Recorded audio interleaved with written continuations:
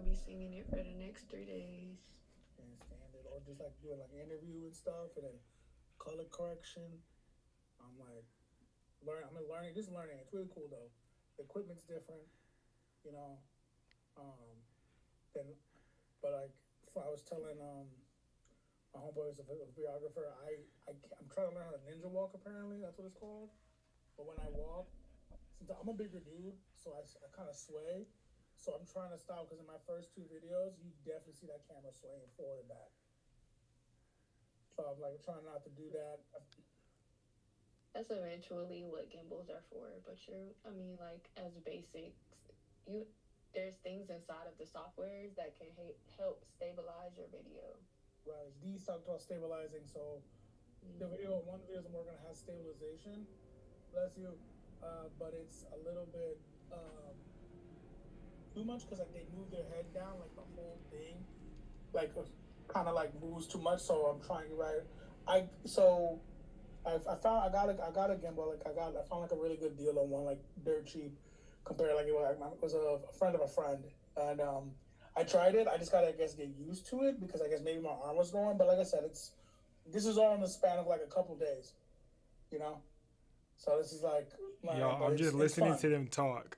Like they're Yeah, talking, it's definitely and I'm cool. like loving Where's this. Taxian? I don't know, bro. He said A sharp. Pick him out. Oh my They're gonna join goodness. the live and be like, "What the fuck?"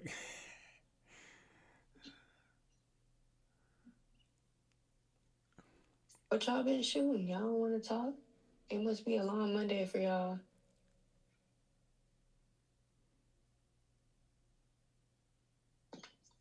I ain't gonna lie, I just did call it, like an outdoor shoot. I I'm love trying hearing to. them call. I love hearing them I ain't talk. gonna lie, I got a reflector that I'm finna return because I just started using my flash because I don't know how to use the reflector for real too I good love because hearing like them talk, bro. You it got be you be outside. now. I mean, I be outside for nighttime stuff, but I be trying to go outside for daytime stuff. So today I did like a concept shoot. Like we started off as a junkyard thing, but then I ain't gonna lie, we found this like junk mountain thing, and it got way better. We just scratched the whole idea. Like we just on the spot, we just changed it up. I've been doing a lot of on location lately too.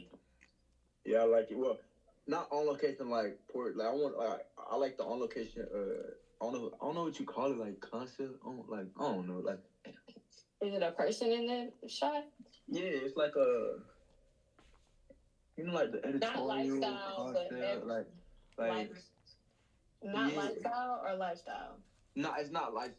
It's damn. I'm trying to. I don't know. Like I don't know like the niche names. I don't know, bro. Like it's just I'm screaming. we. I, It's probably literally just on location. Like you just shooting outside. You shooting people yeah, outside. we was outside and we found a spot like the spot outside, but Yeah. it wasn't like a regular spot. Was what I thought it was pretty cool. That's the best part about being outside. You get to find the sweet spots. I'm Yeah, listening cause to my like it's students getting there, talk, bro. Like y'all. I don't like looking I'm at just listening my to my page. students talk. I think it's getting there, but I don't like looking at it and it's like the same stuff. I'm trying to switch it up. I feel you. Everybody on social media been talking about how our clients do the same things. Mm-hmm. Tips. Oh yeah. So these like the people I've been seeing a lot of people like bag this on the spotlight photos and the Yeah. balloons. Me and LJ was just talking about that. I mean, I still want to do one because I never done one, but I do see a lot of it. You're gonna see why people don't want to do it once you do it. Trust me. Oh yeah, no, I've texted said it too, but I got you know what I'm hard headed, so like I gotta No, I try. don't say. I wouldn't even call it hard headed because I wanted to do one too, but then I did it and it was like okay, hyped Yeah. over. Um, I feel what I Ken's love saying, hearing like them having talk. different things. Like I just I like it sounds like he's doing like a dope on location. Like I feel like I like on outside shooting because of everything, of this all the like creative outside and like all the like different things you can see. I don't mind studio. I just want it to be something unique. So like I don't know if you guys have it near y'all, but there's one in Florida about like I think like 2 hours out. It's a rain studio, so it's a studio with like a water system in it that comes Yeah. down and does like it's like $600 for like 2.5 hours. But you can get some like I've seen some dope rain photos. And you can increase it and have the model do like a movement and capture like the water, how it reacts to their movement and stuff. And I love that idea. You need to come to Atlanta because we got one for cheaper than it. You could probably drive up here for cheaper than it. Sounds actually like a good idea. And then I can give me some wings. Mm-hmm. It's this girl that owns a studio out here. She has all type of different type of sets, but she does have a water set. You talking about the key or something like that? Yeah, exactly. I heard that go crazy. Her sets go crazy for sure. What's it called? I'm gonna look it up right now. Right now it's called, her new studio is F Stop Studio, ATL. Yeah, there's some crazy one. There's like some ones where like some in Orlando that have like some unique sets on Pure Space, but I like the whole idea of the rain one. Oh, our page is lit. Orlando just dropped the ambulance one. I think Taxi already used it. Yeah. There's a couple of houses that are like opening their place of photo shoots, and then there's a one that they kind of built it off of a haunted house. If you want to go for that golf look, the reason why I know that because I had a client that wanted to do something like that. She was it's a spot. It's a spot. I don't know if people were willing to drive further. It's a really dope spot. I know we could shoot at. Not gonna lie. And Orlando. Oh, sorry. No, I'm listening. That was my phone. My bad. It's a really dope spot that we could shoot at. It's they call it Old Car Town, I think. It's like an old like junkyard. Like they just let it just sit there and rot. It's trees around it, leaves on top of the cars. Oh, that's dope. Yeah. It's something good though. So I went to it and I would think a photo shoot would go crazy. I'm sure everyone has. I remember photographers in Atlanta taking photos all the time, but the Trap Museum was pretty dope with all the sets. Yeah, for sure. I went there now with my camera and everything. I just went to enjoy the museum. And it was lit, and then I saw a bunch of photographers on my page afterwards. I think it's very photogenic. Let me say that, but I still have never been. Oh, it's lit. It's really for the culture. It's really awesome. A lot of information, and they have what's cool. They have an escape room in there. Called escaping. It's called Escape the Trap, and you have to sign up before you get there. We did it for my homeboy's birthday, and there's actors in the escape room to kind of amplify the experience. Funniest shit I've been in. Funniest escape room ever. I won't spoil it, but there's a character named Doodoo, and he's fucking hilarious. I'm screaming like Doodoo. Doodoo from the Trap. Oh my god! I seen your video, Dapper. Shout out to you for sure. I did a video. Didn't you do a video? Let me look. You sent a video in the chat. I feel like don't give me that saying I'm lying. I put someone. Hold on. I'm working on it. Tell you what chat it was in. Yeah, you sent a video. Don't do me. Just listen to them talk. The little workout video. Oh yeah. That was my first. My bad. You're right. That was my. Oh man. I realized I was like, man, lighting and all that stuff, and then that was when I had the handles. Yeah, it's trying to. I'm just offering as something like on top for clients. Bro, we listening to my students, bro. Because I want to be able to do it well enough to like charge, just like what I did with photography. Like I started low, I'm in class right just now, to learn. Well, I'm not in class. So it's just like it's dope, and like I said, I love the gym stuff. It's gonna be. I don't know if you guys are into gym photography, but the big bodybuilding competition happens in June in Orlando. So there's gonna be like hundreds of bodybuilders, a lot of content. If you just get in with your camera, you can catch a lot of clients. Kind of like what Kenny, what you were doing this weekend, just kind of taking pictures of people downtown. You can just do it in the convention center. Let's see.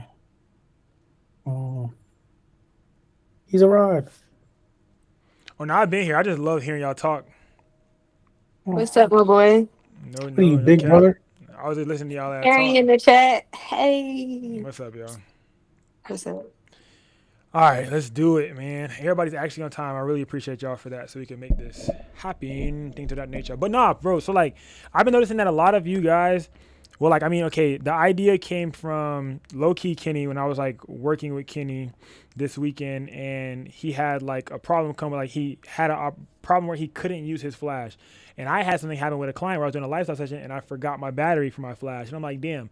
If I had this happen, he had this happen. I'm pretty sure there's a lot of other photographers that may have had the same thing happen, and you may either cancel a shoot or end up not shooting at all because you don't know how to shoot in low light, or you don't know how to shoot when you don't have your flash. Maybe you're scared to shoot without the flash, or maybe you're not able to. You're in a library or somewhere where flash is not allowed. So I'm like, okay, boom, let me go ahead and figure out a way to like put together a class for me to be able to teach for natural light and ambient light photography for those who may not be able to use a flash, or maybe those who don't have access to a flash to be able to use. I'm like, okay, let's go ahead and put a class together for that, because ambient light and natural light are not the same things.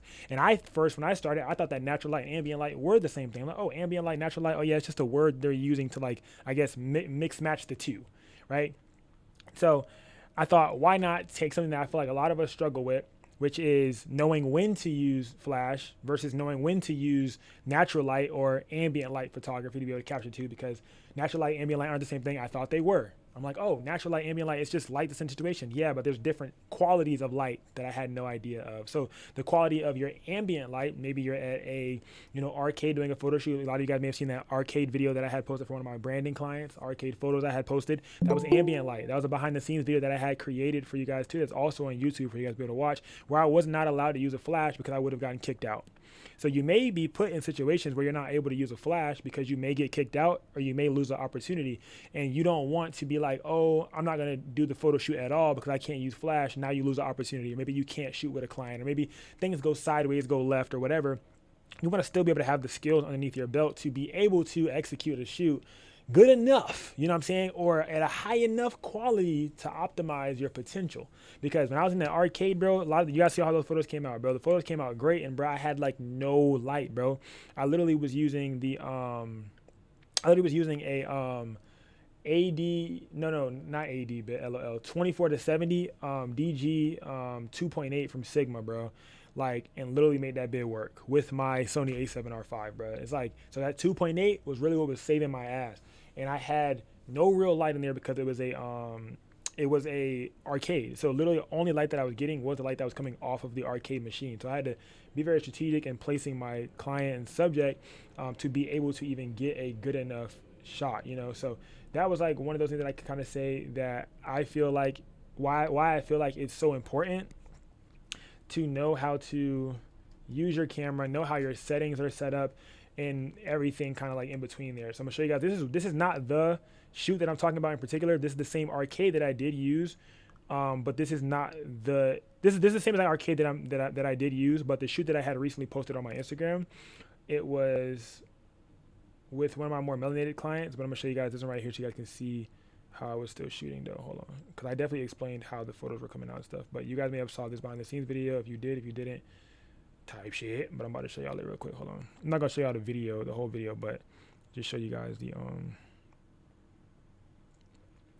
vibe. So if you guys had watched this video, this is one of the ones from my channel. It was the ambient light, using ambient light in the arcade. So if you guys had watched this video, then you guys kind of already know what to do, fam. Is this one.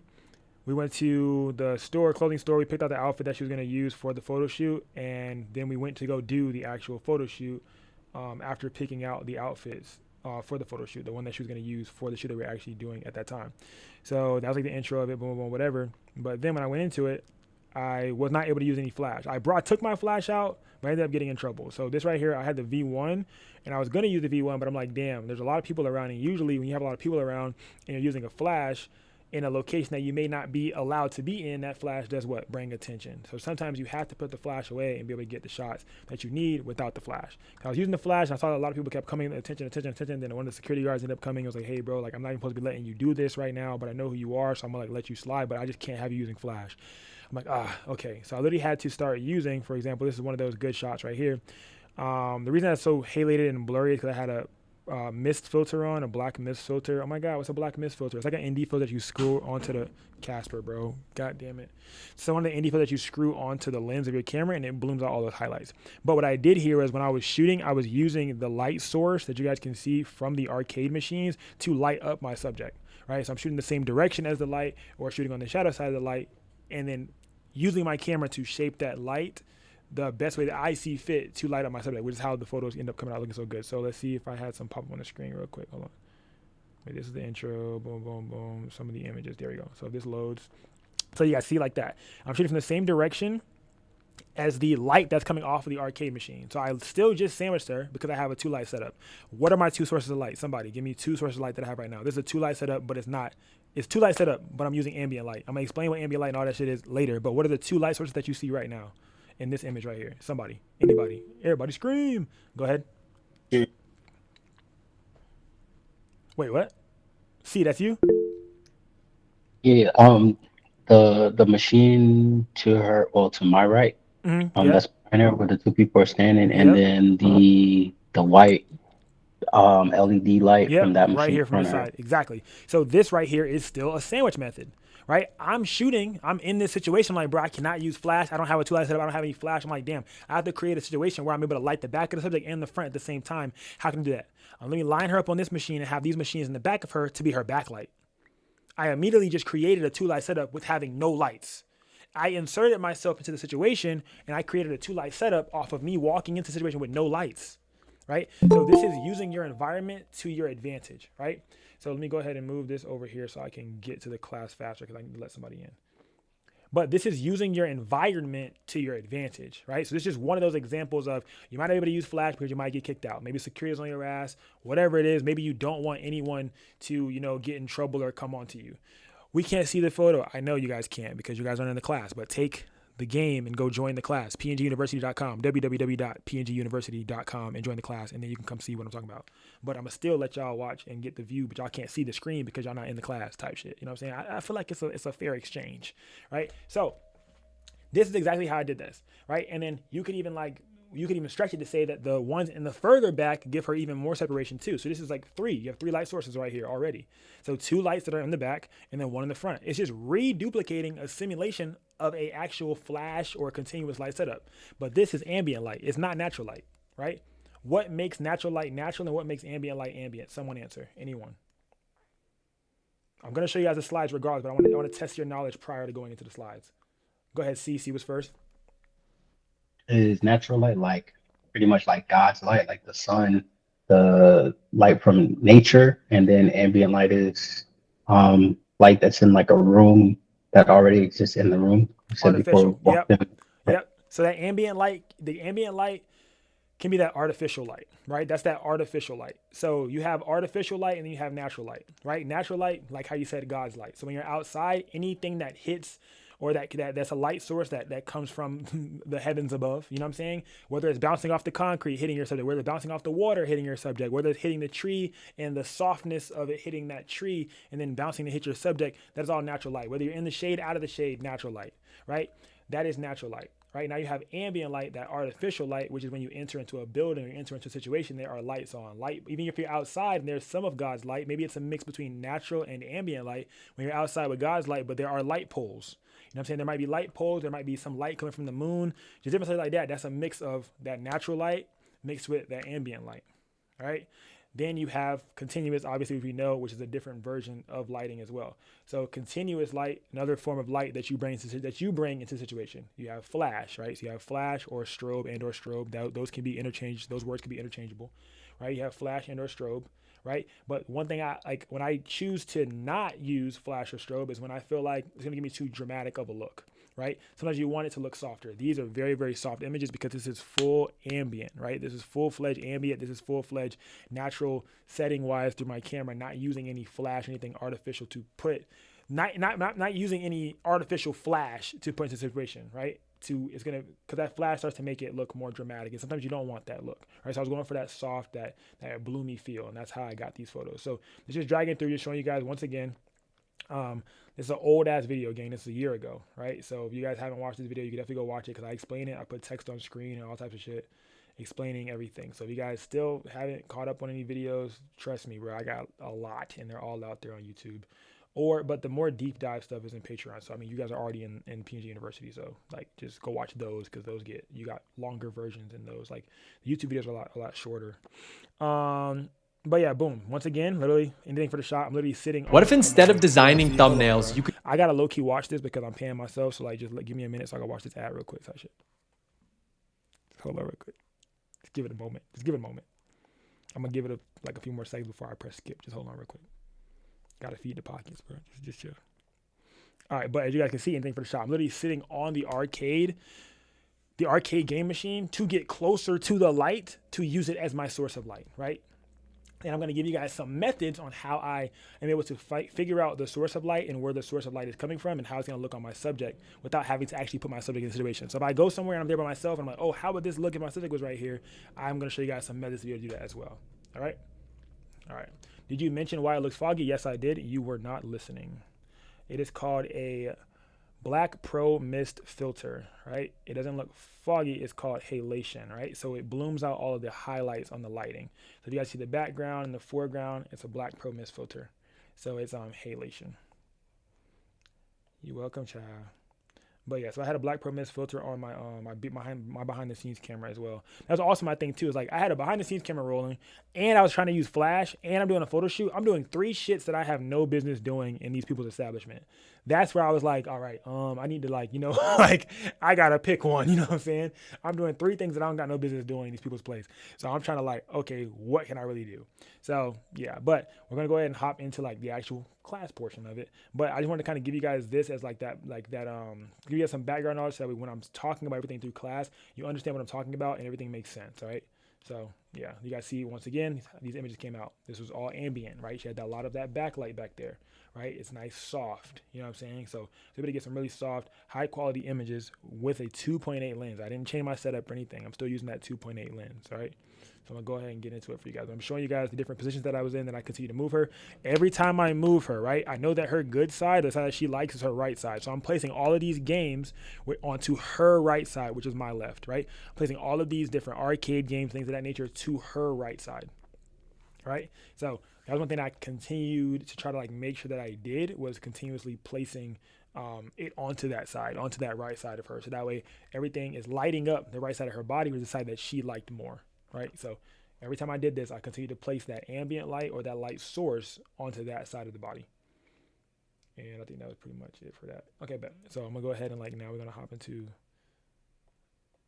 the actual class portion. So today we're gonna be talking about mastering natural and ambient light photography, right? I say the word mastering because I feel like if you know how to use flash by now, or you understand using flash at least, right? And you understand the idea of it and things of that nature. But I feel like a lot of you guys, even like last class when we were talking, a lot of you guys are afraid of natural light, right? A lot of you guys even said it like, yeah, bro, like if I don't got my flash to use, I'm probably not going to take photos at all. You know what I'm saying? Or if I don't got this or that, you probably not going to catch me taking pictures, right? Or you might have to reschedule. And you never want it to be a situation where you have to reschedule. You want it to be like you're always in control at all times. Even when something happens that you didn't plan for, like you forgetting a battery, right? Or you forgetting your flash in totality, LOL, right? You still want to be able to be effective and get dangerous, right? You still want to be able to get surgical, right? Without having to have those things, like, and not allowing anything to limit you in your shoot, right?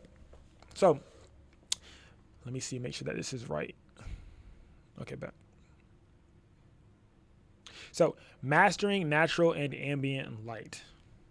So I love to say, like, if you understand natural light, it can literally change everything, because it'll be the difference between you deciding to stay and shoot or leave and not shoot, right? So the truth about photography itself, like I always tell you guys, is our job as photographers is to capture light, right? Light will determine everything, right? And if you're not able to actually capture light, then you can't tell a story, right? Your gear itself cannot replace the knowledge that you have. Like I've told you guys multiple times, I've traveled to Las Vegas, bro. And I was out there like just I traveled and I was like doing photo shoots, things of that nature, like just trying to like, I guess, make it, trying to network, things of that nature. And I had met this one guy, like I told you guys before, he had Dior on, like Dior shoes. He had all these really, really nice clothes. He had the 70-200 lens that I wanted, the tan one. He had the black one, right? He had that tan one. That means that it goes with the camera. You know what I'm saying?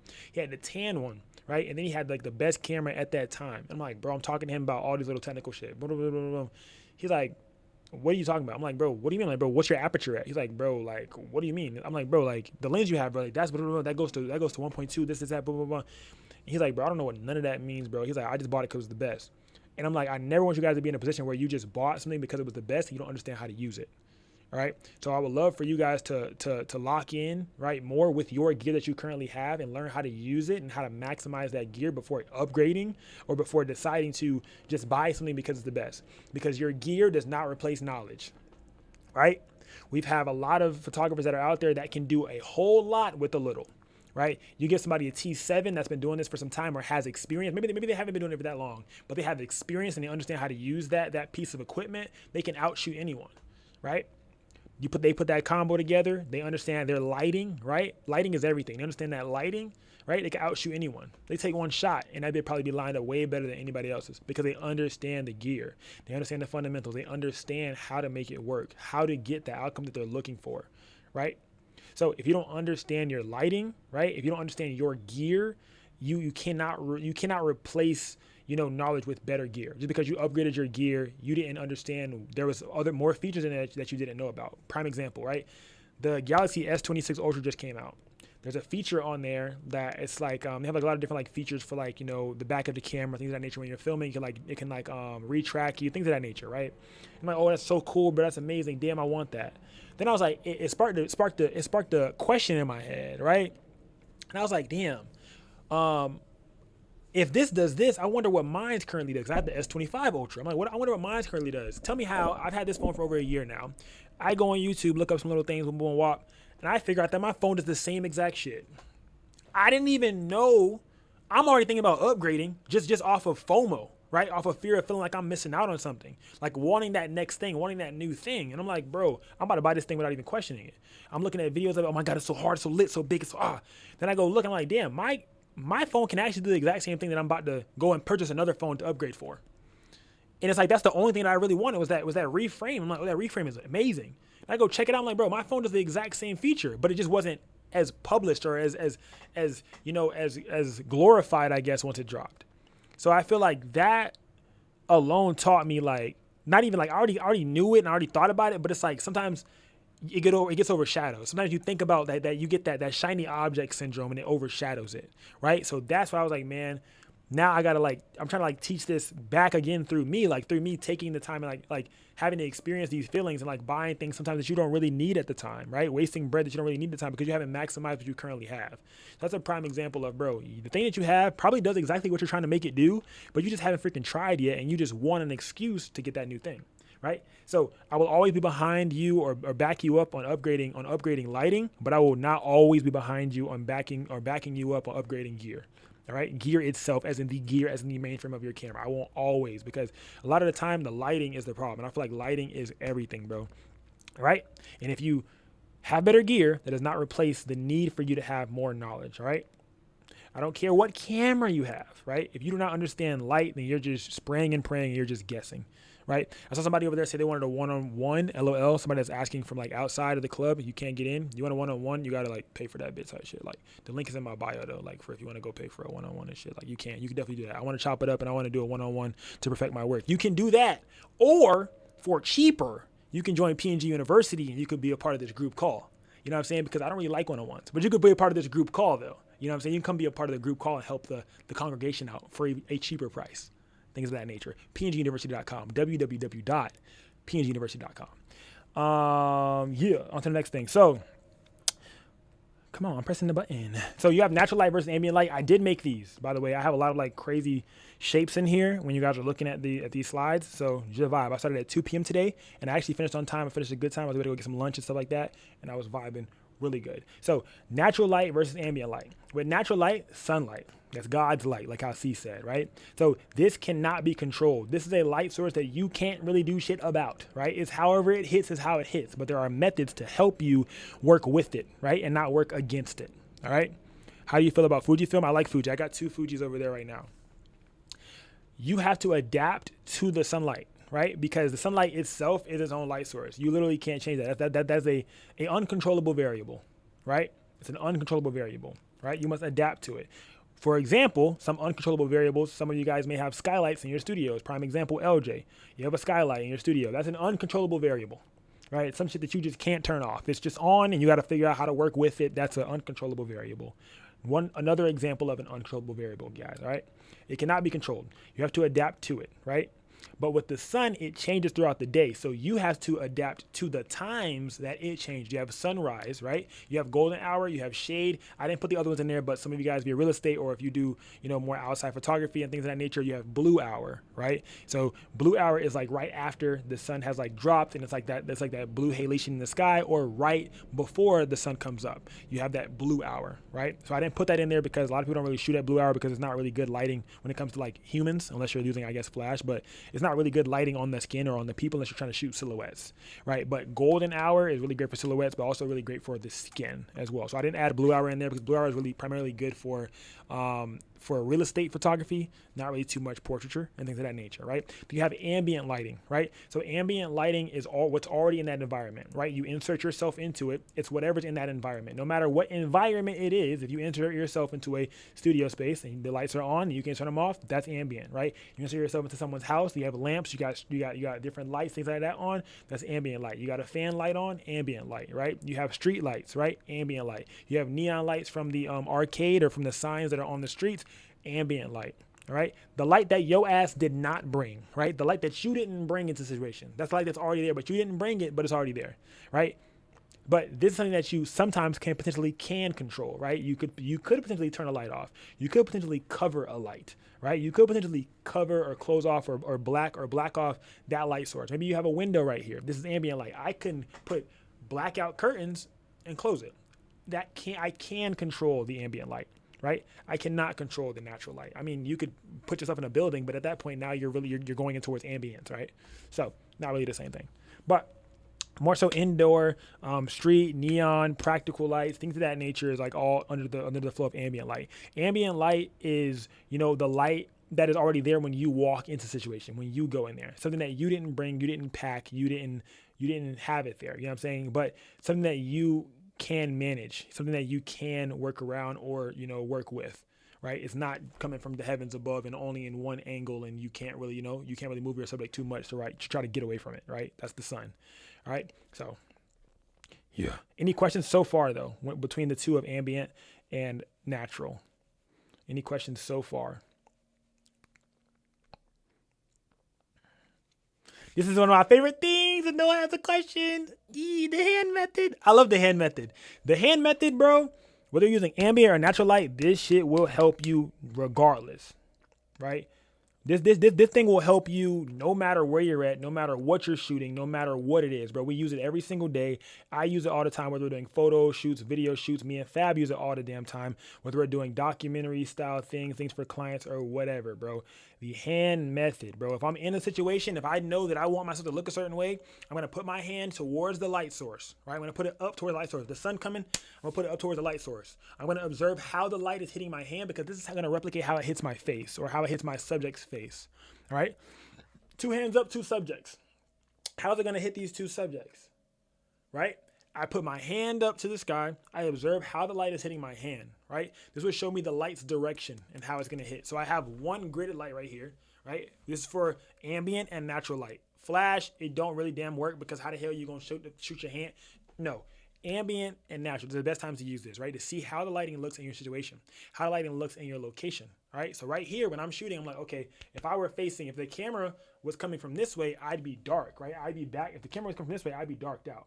Right? But when I light my hand here, I can see that my hand is fully lit. I'm like, oh, okay, cool. So if I have my face right here, I'm going to be fully lit. It's going to look good in the camera, right? But if I turn my hand even more, I'm trying to see if y'all can't really see it. Can y'all see this bit? No, y'all can't see it. But let me see. Can I cover this shit with my hand? I have to change the light source. One moment, because I want to show y'all this. This is the sun, right? So with the shadow side, when it's fully shadowed, that's the shadow side, right? And then when you have it kind of like half lit, half not lit, you have some contrast there, and this is in transitional tones. You can see I'm seeing a little different tones. I'm about to show y'all the entirety of it, right? So just vibe real quick. Hold on. I'm going to turn this light off. Wait, do I turn this light off? Yeah. Boom, right? Boom. Now we got one light source coming on right now. Just chill. Bam. So now, if you see how the light, where y'all at? If the light hits my hand like this, you can see this is the sun. This is the sun. Light hits my hand like this. My hand's fully lit. But if I turn and rotate, hold on, wait, can I rotate it this way? Oh yeah, there we go. When you turn and rotate your hand, it hits your hand differently. So you guys can see, if you were to put your face in this same position, if you were to put your face where your hand is, the lighting and the shadow would be casted the same way that it is on the hand as it would onto your face. This is a fake sun, you guys, so just chill. If it doesn't look crazy accurate, it's just trying to give you guys an idea of what you would do, right? But that's what I do every time. So I've always put my hand up. See how it looks in situation. Before I did that arcade session that I had just showed you guys, I'll put my hand up and I'll look and see like, oh, before I put my subject here, how's it gonna look? And then with my hand being lighter, it's actually kind of cool too, because sometimes I can look at the back of my hand too. Like if I know that my client's more melanated, okay, how would it look on the melanated side? Oh, back of my hand looks like this. Front of my hand looks like this. So if I'm dealing with like a more mixed client or a more Caucasian client, I'll use the front of my hand. If I'm dealing with a more dark-haired client or a more, melanated client, I'll look at the back. Things of that nature, right? It kind of helps me out. And I'll be able to see how the shadows are hitting my hand as I continue to rotate my hand. Like you guys can see when I rotate my hand a little bit, you guys start seeing a little bit of shadows right there. You see fully lit, you start seeing a little bit of shadows. But as I rotate my hand, you start seeing where the shadows are created. Kind of the same way how it would be as you rotate your hand, or you rotate your face, rotate your subject. So your hand is the subject. So just use it like that. But that helps out so much, right? And I use that thing a lot because it really like, kind of puts things into perspective for me anytime I'm shooting anywhere, and it stops me from guessing where the light's at. Like I'll look at, like people be like, oh bro, you look stupid. I made a video and the video went viral, right, about the hand method. Somebody was in the comments like, bro, you look stupid, just look at the shadows. Okay, duck, I could look at the shadows, but what if I'm in the shadow? You know what I'm saying? What if I'm in the shade? Or what if the shadow's lying today, right? Looking at my shadow going this way. Yeah, okay, the light's going that way, but I don't really know which way to turn. Like, you know what I'm saying? I'm just looking at shadows now. Maybe the light's hitting through a tree and I'm like, nah, bro, I'm gonna just go ahead and put my hand up real quick. Like, oh, okay, bet. I need to turn. All right, bet. Good lighting source, good. And I'm gonna shoot that direction. If I only have my camera, right? I'm going to show you guys the difference between if you have only your camera versus if you have your camera and a reflector. I'm going to show you guys how to shoot with that as well. Does everybody understand the hand method before I move on to the next thing? So you have your sun, which is coming from this direction. Well, I mean, I can't draw. I don't even know where my damn pencil is at. Where's my pencil at? I think it's right here. But you have the sun coming from one direction. You have the sun coming from one direction, which is from that right side. The sun's hitting, and as it's hitting, you guys can see like how it's more lit to more shadow. So however that color starts to look on your hand, if your hand's fully lit, it's a good direction to shoot. If it's turned a little bit and it's kind of shadowed, that's how your subject's gonna look. So it might be a good way to shoot for you as well, because sometimes I'll have the subject side lit, right? So I can hit the side of the subject to where their eyes are able to be fully open, things of that nature. Because sometimes when you have your subject directly in the sun, they'll be squinting. But sometimes you have to sacrifice that if you don't have a reflector. Right? Oh my gosh, Taxi, what do I do if I do have a reflector? Hold on. So once again, just showing you guys the steps again. I will be exporting these slides for you guys again, once again. Step 1, raise your hand up, right? Put your hand towards your light source before you position your subject. Turn your body around, rotate your body slowly, and observe how these shadows will shift, right? And how they change when you're looking at the palm of your hand or the back of your hand, right? Observe these shadows, right? Then the cleanest shadow will show the best angle for your subject. All right. So, but, oh yeah, that's what I'm going to say. Like, it works indoors, it works outdoors. I use it before every single shoot, and it helps me place my subject correctly so that I'm not guessing. All right, exposure triangle, again, before I dive a little bit deeper into showing you guys like the reflector and things of that nature when it comes to sun. I've already kind of talked about this before for you to be able to understand it, but just kind of a little bit deeper for you guys again, once again. For me, my method when I'm outside, I'm trying to get a blurry background or some depth in my shot. I'm always at 100 ISO and I'm at 2.8, right? Because it allowed me to have the shallowest depth possible within my lens, and it's going to allow more light in, right? Base ISO at 100 for the lowest amount of noise possible. And if it's already bright outside and there's a lot of light and it's natural, I could just go crazy up and down with my shutter speed to make my shutter to be able to darken that image or lighten that image as I see fit while shooting, right? So the exposure, right, triangle or exposure circle, like I like to say, it's a balance of all three of these things, right? So The ISO itself is the brightness and the sensitivity of your image, right? You have your shutter speed, which is the amount of light and the amount of motion that you want to control within the image if they're running around. For example, when everybody saw me shooting the engagement session at the beach, they were running, so I had a higher shutter speed, right? Because I wanted to catch them running in motion. They're laughing, they're throwing each other up. Oh my gosh, ha ha ha, things of that sort. So I was using a higher shutter speed, right? And then my aperture was low enough to help that extra depth, to help get some more bokeh in the background. And I was zoomed in fully at 70 millimeters majority of the time to be able to make it more compressed when shooting, right? So if you pick your look first, then you can fix your exposure, right? You can pick your look first, then you can lastly change your shutter, right? So hand method, then settings. Hand method, then settings, right? Because it all is going to depend on how you want your subject to look, how lit your subject going to be for you to be able to change your settings up and down. Hey, Mia, join the class. Are you not in the class? I mean, if you're not in the class, go to YouTube or something to be able to like everybody else over there. Or, I mean, they're watching the full thing. Anybody have any questions about this before I go to the next thing? I don't know why this little brightness and sensitivity thing is off the line. I definitely lined that up correctly, and I don't know why it didn't save, but it's okay because I'm going to fix it because it's pissing me off. All right, once again, for the PNG method or setup, every time, this is literally like camera settings that I use. If I'm shooting morning between, anything before 4 p.m., no cap, this is my settings, gang. I ain't gonna lie. Anything before 4 p.m., these is basically my settings, bro, because it's damn near overly bright outside. So I'm at 100 ISO, 2.8 on the aperture, right? If it's 1 to 2 people, if it's 2 or more, then I'll probably go 3.2 or go up to 4. I'm not going over 4 usually. I'll just go crazy up and down on my shutter. My shutter is that balancer. Like, that's the thing that I move up and down. I lock my ISO in, I lock my aperture in most times, and I'll just go up and down in that shutter, bitch. And that's really hard to be running it, right? Why does this work? Because when you lock your ISO and aperture, it will define your look, and you only got to focus on one thing now, right? You're only focusing on the subject's movement, them running, them coming back, moving, all different things. You're only focusing on capturing the movement. Why would I decide to shoot natural when I could shoot flash? Because sometimes it helps me not have to worry about more things, right? Yes, handheld method is amazing. Yes, handheld method is one of the bases, one of the easiest forms of, like photography to stay mobile but still get great images. But sometimes when it's really, really early in the morning, you don't need flash. Sometimes you don't want it to look extra dramatic. Sometimes you want it to look soft. What do you do then if you don't want it to look extra dramatic and you want it to look, softer, and you want it to look more natural, right? You don't want it to look as crazy. You want it to look creamy sometimes. So you don't want it to look, overly dramatic, and you see all the shadows and the depth and the sharpness, and it's too sharp. Sometimes that's too much, right? Sometimes it's good. Sometimes it's not the look you're going for. When I'm doing weddings, I'm doing engagements, it's not the look I'll be going for unless I'm doing posed sessions at certain points. Doing an engagement and we're outside, it's sun vibes early, boom, they want that soft look. They want that feel. They want that feel. So there's a time and a place for these different settings. There's a time and a place for these different setups, right? So I just want you guys to be able to start to, know that you can use a different setup, but you don't got to use flash all the damn time, right? You don't got to use flash all the time.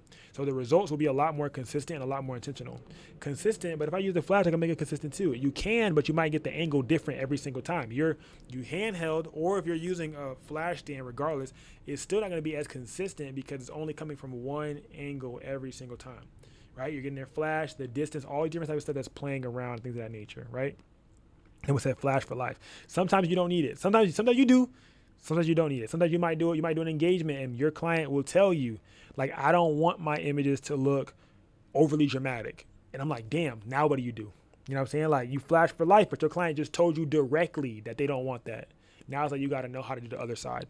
So that's the only thing that I can say for sure. Because I've had that happen, bro. Like, my client, we want this aesthetic. And I literally cannot create that aesthetic with flash. Like, it's like what they showed me is like, yeah, I cannot recreate that softness of that and also use flash because it's going to do too much. It's early in the morning. It's super bright already. I literally don't need flash. It's going to create a new hassle. Now I got two, flash, and a this, and I'm running around on the beach, and it's already bright as hell outside, so I really don't need the flash. So now it becomes just an added accessory to where now that's getting in the way. You see what I'm saying? Now you have another thing that's kind of low-key getting in the way when you're trying to run and do these other things too. So sometimes you don't really need it, right? Even when doing sports, like on the side of the field and things like that as well. Sometimes you don't need it. Sometimes it is overkill. When I got out there, I was looking, I was like, damn, I drove all this way, I got my flash, but like I really don't need the flash though. But I want to use it, but I don't really need it. But I want to use it, but I really don't need it. I'm like, you know what? I don't need it. I'm gonna leave it in the car. Boy, I didn't leave it in the car. I definitely brought it in my book bag. I just didn't take that bit out though. But yeah, that's all I needed. You know what I'm saying? I just cranked that shutter, literally. The only thing I adjusted was my shutter. 100 ISO, 2.8 aperture, and I just adjusted my shutter up and down when it came to natural light, right? It's that PNG method, that PNG setup. I lock in my look, and then I choose my shutter speed to balance that light out, right? So you have to understand your limits as well with your camera and understand your limits as well overall when it comes to exposure and controlling that exposure, right? So sometimes, you know, if you have too high of an ISO, you will introduce noise into the problem, right? You will introduce extra noise into the problem, right? So this creates that grain or digital artifacts, right? So like, for example, going past 1600 ISO is going to be even crazier. Like I play this for any camera. It's going to get really crazy noise wise after 1600 ISO. But obviously we still have denoise. We can do that, but you don't want to do it for too many damn photos. All right. So just be cautious and things of that nature, right? Sometimes you need to add flash into certain situations, but we're talking about those times where you have the luxury or the option to not have to use it. This is me showing y'all that. This is me telling y'all that. So that way you know when you go to a session, you ask yourself, does this require flash or not? Does this need flash or not? Can I do without it or do I need it? You want to be able to have the option. You don't want to say, I only know how to use flash, so I'm only ever going to use flash. All right? I honestly forgot how to shoot natural light. Yeah, bro, you can't. Like, you gotta even when you're practicing or just playing around with other people, like, you gotta try to do both, bro, because you can still have a style without flash. Some people think that you can't have a distinct style without flash.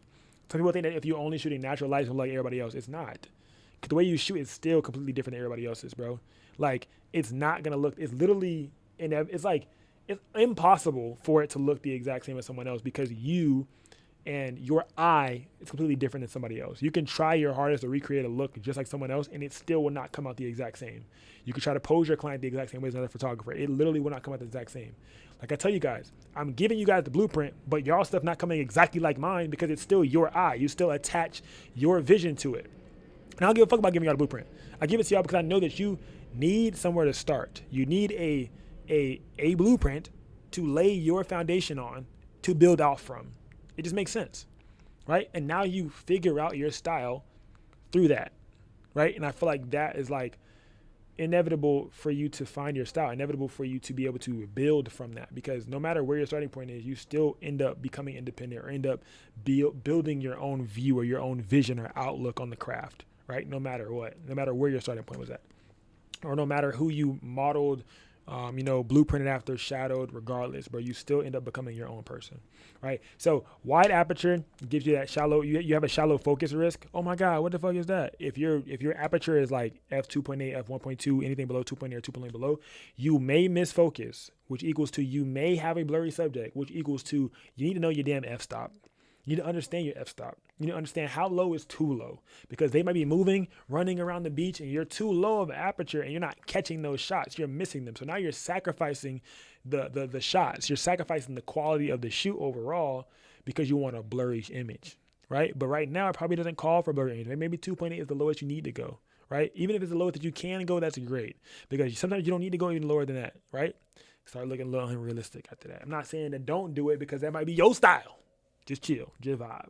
But things of that nature, these things just keep in mind. My ISO is 1.4 almost all the time.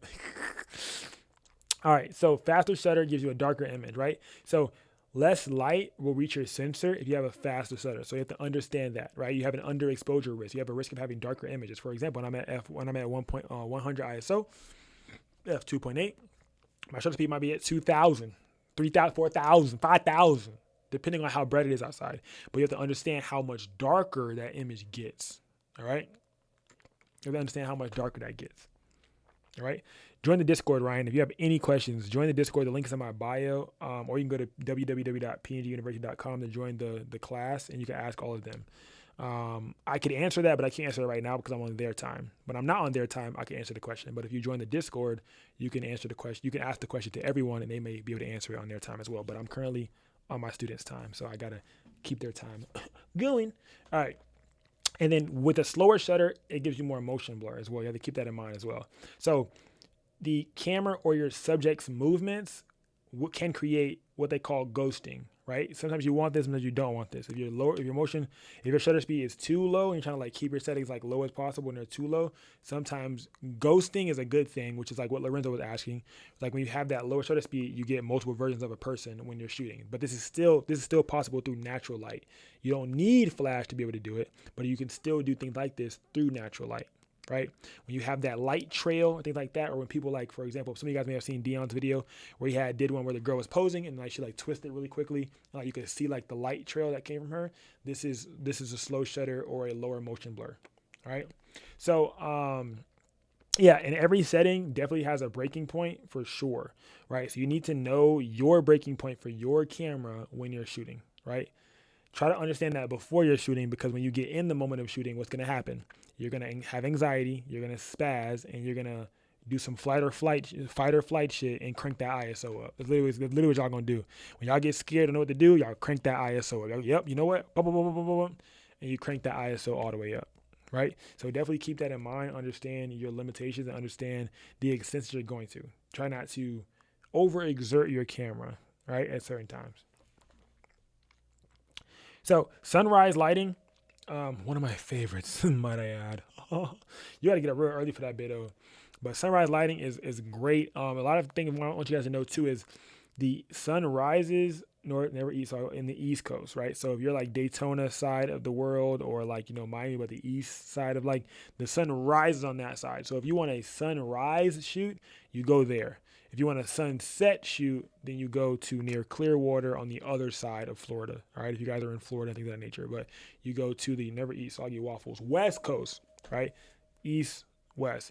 It sets in the west. So if you want a sunset shoot, do a shoot on the west side, right? If you want a sunrise shoot, do a shoot on the east side. Right, my boy got a cut. Just chill on me, dude. Just chill on me, dude. And I got cologne on. What you talking about? For myself, nigga. Ain't nobody around me, nigga. I just smell good. What you talking about? All right, I'm done. Sorry, but yeah. So sun rises in the east and it sets in the west. So keep that in mind if you're ever planning a photo shoot and your client's like, I had to do that. So I literally created an entire mood board. I want to show y'all that this so bad, but I gotta wait till these images clear before I can show y'all the mood board. I did a whole vlog and everything, but when everything clear and we all good and that boy Jag and we all chilling, yang. Yeah, I'll be able to drop that for you. I'll be able to show you how everything looks. But the mood board is really, really cool. I literally planned out the sunrise. I planned out the angle of the sun, all this different type of shit. So, yeah, I'm gonna show. I can't wait to show y'all that, but I can't show y'all right now. But yeah, so when it comes to sunrise, you definitely will have softer lighting. You have softer and even lighting. I made this gold because that's the best time is when it rises, like right when it's rising, you get that soft, even light. It's way easier to work with because it's coming from one direction. What does that mean? It's coming from one direction. It's coming like low horizon vibes, right? So it's literally coming like straight across, like it's like straight at the subject, which is why it's probably the best looking like that. When I showed you guys the head-on lighting, the lighting that's eye level, that's straight to the eyes. Like when I showed you guys do flash and we did that class, I'm pretty sure you guys remember, it's the direct light. So when the sun first rises, this is the horizon. The sun first rises and peak. Hold on, type shit. Hold on, I got y'all. Y'all ready? Y'all ready for it? So the sun first rises, right? This is the horizon. Just chill. This is the horizon. Just chill. Have a vision. Just understand. The sun first rises, and it starts to peak over the horizon. Sun sets. Sun rises, and it peaks over the sun sets. So that's kind of how it looks. Like as it's continuing to rise, you get more light from the sun, right, as it's continuing to rise. And those are like the best times to get that shot. And as it's setting, that's the best time to get it as well, to get those shots as well. All right, I'm blind now. Sorry. All right, so yeah, it's way easier to work with because it's coming from one direction and you can anticipate the direction, right? way easier, right? I'm gonna talk to you about the other ones that aren't as easy to work with, and the times of the day that I hate the most, right? We'll talk about those in a minute. But yeah, a lot more warmer, a lot more flattering tones, looks way better on the skin, and it illuminates and goldifies that skin as well, no matter what time they look. They want to be more tan, they got lighter skin tone, they want to look more tan. That golden hour is that time, right? That sunrise to that sunset. Settings here, same exact thing. ISO 100, f2.8, and I adjust that shutter. All right. Sunrise is very forgiving. The light is soft, it's warm, it comes from one direction, and it's perfect for portraits. So plan around that. Midday lighting, oh my God, I hate midday lighting. All right. Why, Taxi? Because the damn sun is directly in the sky. Like, it's like the most dramatic light setup ever, brother. Like, bro, look, this is midday lighting, gang. This is that. Hold on, wait, where's it at? Hold on, wait, just chill. This that golden hour? Tight shit, haha. This is that midday lighting, brother. Like, look at my eyes. Overly raccoon, gang. This is midday. Like, I hate shooting at midday, bro. So that one on the left you guys see is this face right here. This is that face right here. But when I go under some shade, I start looking good again. I start looking good again because the light is like bouncing around, things of that nature, and it's getting softer. But when I'm not in that shade, I'm looking insanity, brother. Right? So keep that in mind when you're shooting. Right? I don't like shooting in midday because midday throw me off, bro. Like, I don't like doing any type of shoots in midday. I'll use flash for midday though, or I'll shoot them underneath a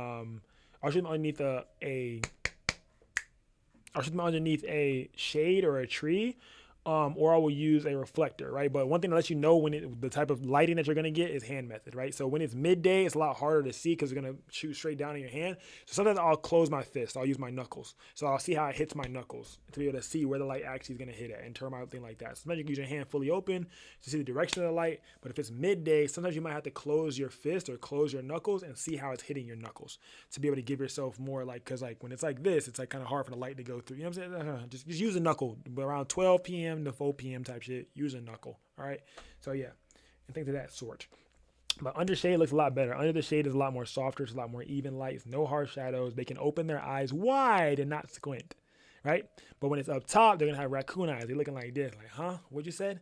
Taxis, you said go where? Turn, crouch down, do what? So that you gotta deal with that. Right. Raccoon eyes, a lot more harsh shadows, a lot more underbrow. You got shadows underneath the eyebrows. Like right up under here, that shadow underneath the nose, underneath the lip, underneath all. It's just too much, gang. It's like the entirety of this face part is just. And don't let them have a forehead that hang over, and now you really got to deal with it. All right, so it's a lot. All right, midday sun is definitely not your friend, gang.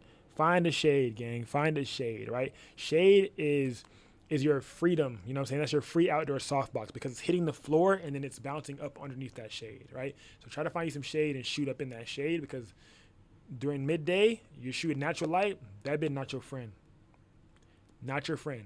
But golden hour, however, golden hour is your friend, right? So this is the third time of the day for you to be able to shoot, which is like that. You have midday, then you have golden hour, which is that afternoon lighting, which is amazing, right? Because some shoots will look best in golden hour. Some clients will ask you, oh, well, what do you think the best time to shoot is? I'm looking to do a shoot like this.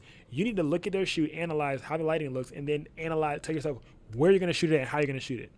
Because lighting matters, bro. The same way how you choose which lighting modifier to use for your photo shoot, the same way how you choose which flash to use for that day, the same way how you use which flash setup to shoot during that day. If you're shooting natural light photography, the damn setup and the damn lighting matters. You can't control, right? You can't control the direction of the light, right? You can't control the sun at all, but you can control the time of the day that you choose to shoot because you already know the same thing happens every single day, right? Same thing, hey Trinity, the same thing happens every single day, right? Lighting looks the exact same, right? When you're shooting for yourself, it looks the exact same. But every single day, the lighting goes through the same exact cycles every single day. So you know that between this time and this time, lighting not going to be that good to shoot.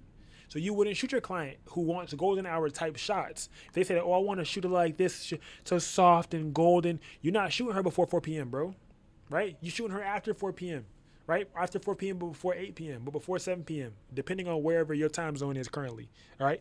That's when you're shooting, all right? So keep that in mind, right? Soft, directional light, right? Warm, golden skin, things of that nature. Like when you're using a reflector, use that gold side, it gives you that golden look, right? This is the best time to shoot, hands down. Best time to shoot. In the morning, it's like, oh, bro, you're groggy. It's like, damn, the sun just came up. It's golden, but it's still like shit. Best time to shoot because you have that 45 degree, that sun starting to come down. It's that 45 degree angle. The same angle that we use in studio to shoot, that 45 degree angle, best time to shoot, right?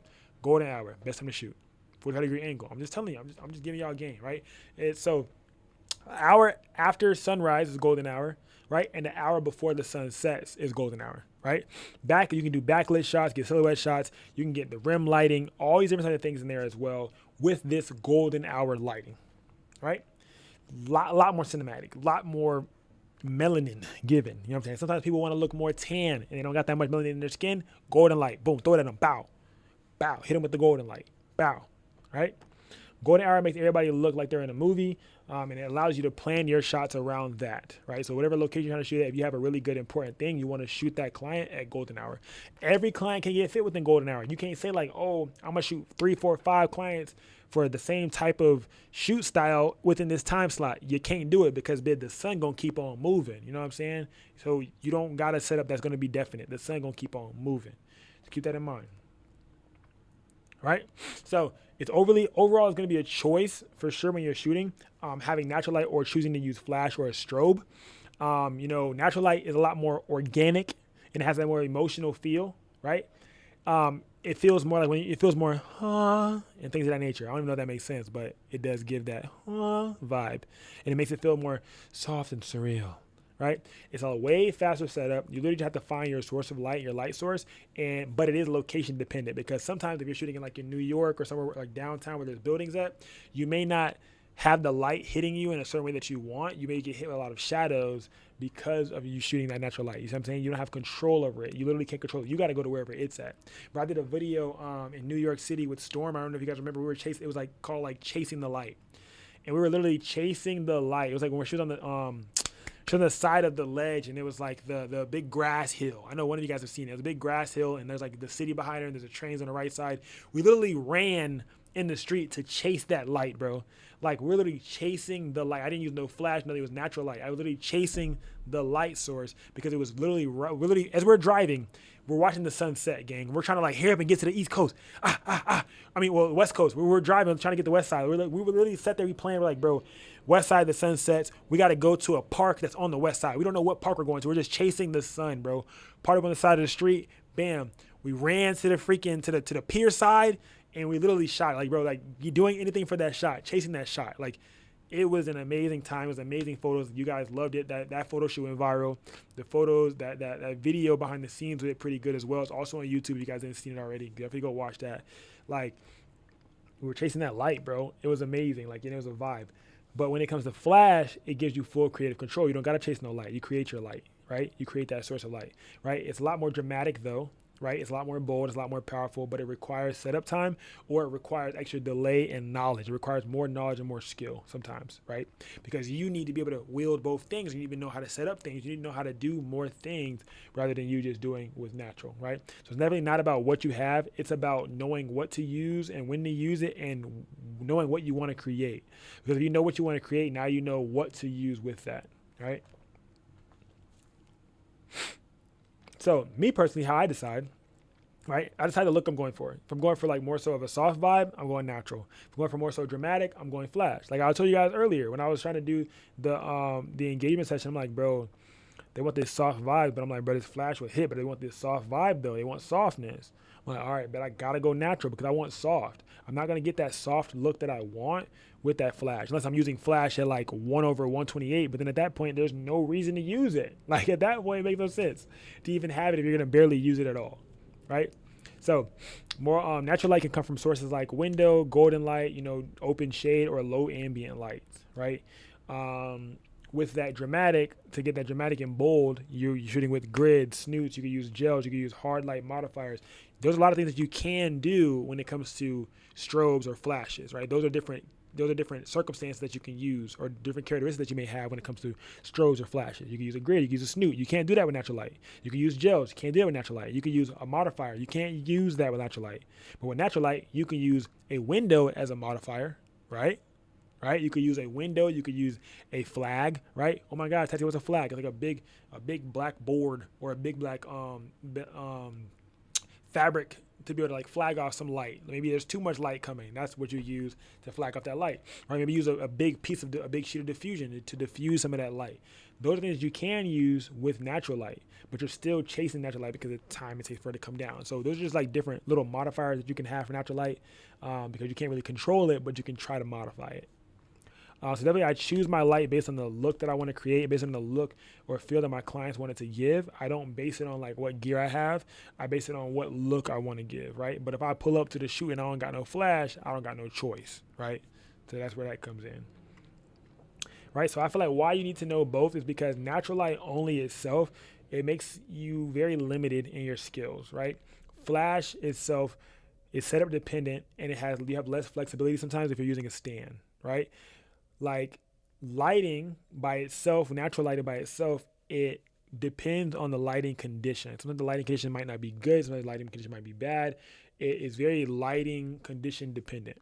But when you know both or know how to use both, you are equipped for any situation. You can be dangerous. You can get surgical, right? Because you're fully equipped for any situation, bro. Whichever way it go down, whatever you need to do at that moment, you're fully equipped because you understand both.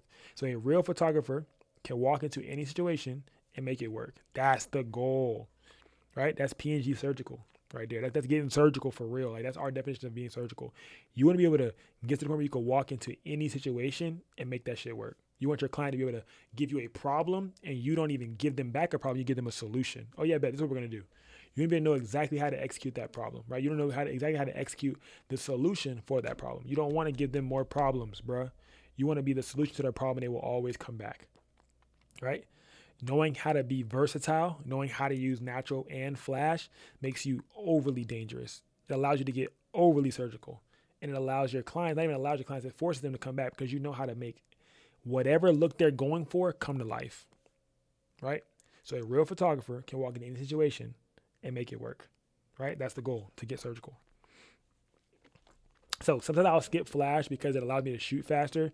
Sometimes it doesn't take extra setup time. Sometimes I'm rushing and I just need to start. Sometimes I just need to start and I'm rushing and I have to do it. Sometimes you get missed shots when shooting with flash. Sometimes you'll get black shots, missed shots. Sometimes I don't need to use flash certain shoots, and I won't have to sacrifice getting missed shots if I'm shooting natural, right? I don't have to wait for my flash to recharge if I'm trying to shoot at high speeds or whatever that may be, or at a high flash power. There's no recharge speed, right? So yeah, rush work for me never turns out good. Exactly. You never want to be able to rush. Right?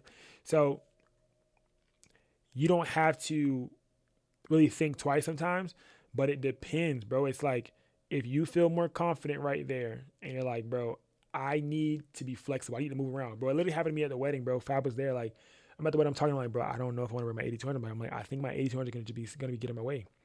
I'm like, bro, it's taking up a whole other sling over here. I'm like, it's going to get in my way. I can have my Canon on one side and my Sony on the other and not use the flash. I'm like, bro, I think it's going to get in my way if I use the flash. He's like, bro, if you know what you're doing, bro, just put that bitch back in the bag. I said, say less. I put that bit down, got surgical because I didn't have to think about an extra thing. It's already bright enough outside, right? It's midday, but we're covered by trees.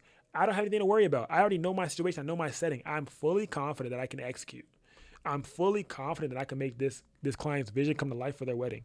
I'm fully confident, right? So I put that flash down and I got surgical, right? Because I'm like, bro, I can have two cameras versus having one camera, one flash. And right now I don't even need flash. When we go back inside, I use some flash. Because I need flash. I need to bring light in the situation. Cool. Things of that nature. Cool. We outside, I don't need it. I'm literally just using it just because. And it's hindering me from getting started. I want to bend down really fast. It's hanging on my side. It's on my side. Like it's on my side. I might not be able to lean again. I might not. I can't really do the moves that I want to do. I want to jig. I want to slide through somebody real quick. I can't do that. It's hindering me. So I felt that it was getting in my way. Boom. Cool. I'm gonna go two cams instead of doing one flash and a cam, and then I'm not using the flash half the time, wasting space. Right. So it allowed me to have a lot more mobility for the wedding. Especially with the wedding being outside in natural light, allowed me to have a lot more mobility. All I needed to do was have my ND filter on. I was chilling. I was good. I was vibing, right? So it's a lot lightweight. A lightweight kit means that you can move a lot more freely and you can adapt quickly, right? Especially as the location changes. The location changes as the lighting changes. You can adapt fast. You can move. I can go over here. I can go to the left. I can move with the environment as the environment changes. Maybe everybody stands up. I can stand up with it. I don't got to change on my light setup. I can stand up. They drop down. I could drop down. If I want to get a lower angle, I can get a lower angle without worrying about my flash scraping the floor. So it's literally stuff like that. I actually think about like the quality, keeping my gear up to date, keeping my gear quality. I don't want to scratch, or risk breaking my flash because I just have it hanging there and I'm not using it for half the time. It makes no sense. So let me go ahead and just put that bit away and lock in, right? So natural light, and sometimes while I skip flash too, it allows me to be able to catch those natural, more so candid moments.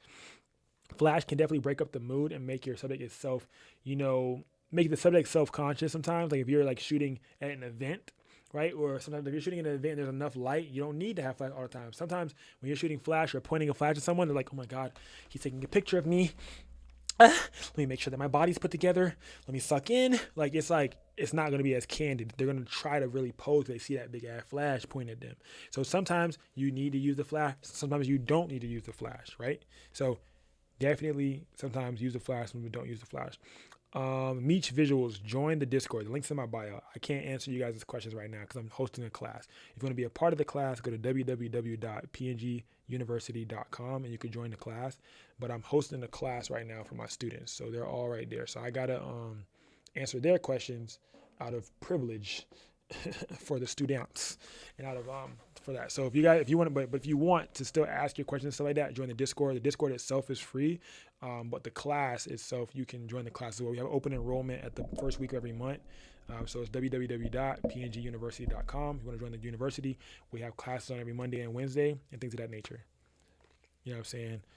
We'll do you to go. Thank you. I appreciate that. So definitely join the community for sure. But I got to give them my time. A lot less setup time. You can walk in, assess the lighting, see the shot, get the shot. Simple and efficient. That's really how I felt when I was at the wedding. I felt confident, bro. Like I was in the space, right? We're in like a sunroom where they're getting dressed at. They have like the things of that nature.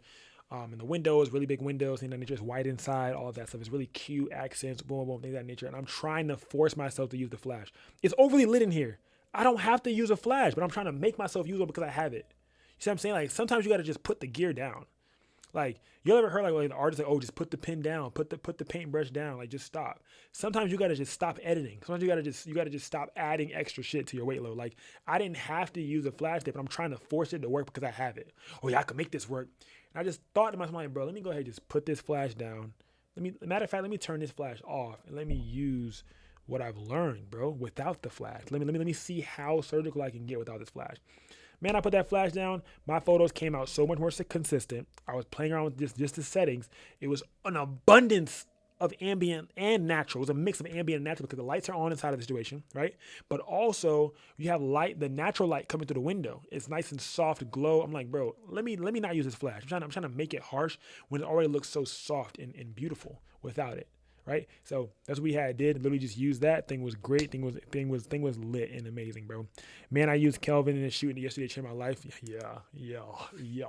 Because you can set it up exactly how you want. You set the white balance however you want. Sometimes flash slows you down, right? And sometimes you can miss a moment that you would have otherwise captured. Made me scared too because I was shooting the wedding that one time. Like I told you guys, the last class, like. I structure these classes based off of real life experiences, bro. Like, I don't know if y'all know that or not. Like, real shit will happen to me, and I'll be like, oh, this is a great lesson. That's literally exactly what happens. Like, the last class that I taught you guys about, like, mastering the 8200, when I taught y'all about how to use your 8200, how to use your V1, literally happened because I was at a wedding, shooting a wedding, and my flash clanked out. That bit went into sleep mode. I didn't even know there was a sleep mode on flashes. So I'm like, yeah, that literally forced me to create an entire class off of learning that. So y'all never had that happen. Now I'm literally doing the same thing now. If I would have known, right? If I would have known, like, but we got enough, ask myself, do I have enough lighting in the situation? Am I using flash because it's a choice or a necessity? If flash is a necessity, I will use it. If flash was a choice, I don't have to use it. And in that instance, flash was a choice, but I was still forcing myself to use it, right? And then my flash went to sleep. Like, bro, if I wasn't using the flash in general, I would have been able to not miss anything, right? I might have missed a little step, a little second. Maybe auntie had her hands in the air, and that would have been a fire shot to get when the auntie had her hands in the air, but I missed it because I had to drop down, get a battery, and change my light or change my flash. What if I already had it set up, right? To where I could have just, bam, went straight to natural, went straight to ambient, not even thinking about it. right? So just things like that to make just teaching you guys different things and putting different things in your head to create more questions, I guess you could say, to make you just so much more surgical, bro. Like, you don't ever want anything to limit you, bro, when you're shooting. Like, if you're out there, bro, and like you know that you want to get a shot, you don't want your flash to limit you. Sometimes you gotta just put that bitch down. Sometimes you're trying too hard to make it work, but you got an abundance of lighting. Sometimes you gotta just put that flash down, right? And shoot ambient or shoot natural. Sometimes you gotta just put that flash down. Sometimes. Can you use the Canon EOS RP for sport photography? I'm not supposed to answer your question, but I'm gonna say yes because I love that camera. But join the class. The class is www.pnguniversity.com. You want to join the class. Discord link is in my bio. I'm not supposed to be answering y'all questions right now because I'm doing my class. But because it was about the RP, I felt a little inclined. It's my favorite camera in the world. So I felt like you just tried to play on my heartstrings right there. All right? Join the Discord, right? Link in the bio, things of that nature. All right, but let me go ahead. I'm going to just add the link to the chat, bro, so y'all can stop asking me questions. Because I can't answer y'all questions right now, bro. I'm vowed to PNG University between 8 and 10 p.m. Like, I'm not allowed to answer y'all questions. Oh, my gosh. Stop asking me stuff. Just join the Discord. Jeez. Oh, wow. Let me see. I'm about to put the Discord. Join the community. I can't answer y'all questions, but y'all can go there and y'all can reference it and be like, oh, Taxi just said something about this, that. Does anybody have a blah, blah, blah? Hey, then it's free game. They answered. You know what I'm saying? I'm not allowed to answer, though, but I still want you to get help. You know what I'm saying? Type shit. So things of that nature, right? So when flash fails, for example, your battery may die, right? You may forget a piece of your equipment. Maybe you forgot the flash itself. Maybe you left the modifier, the trigger, or even the flash itself at home.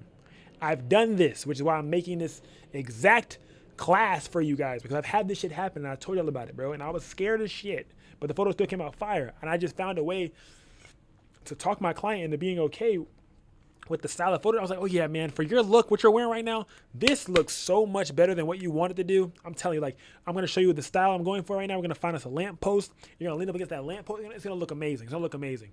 Brother, when I tell you, bro, I got through that shoot and I felt crazy. I was like, you, bro, they never know unless you let them know, right? They will never know that there's a problem unless you let them know that there's a problem, all right?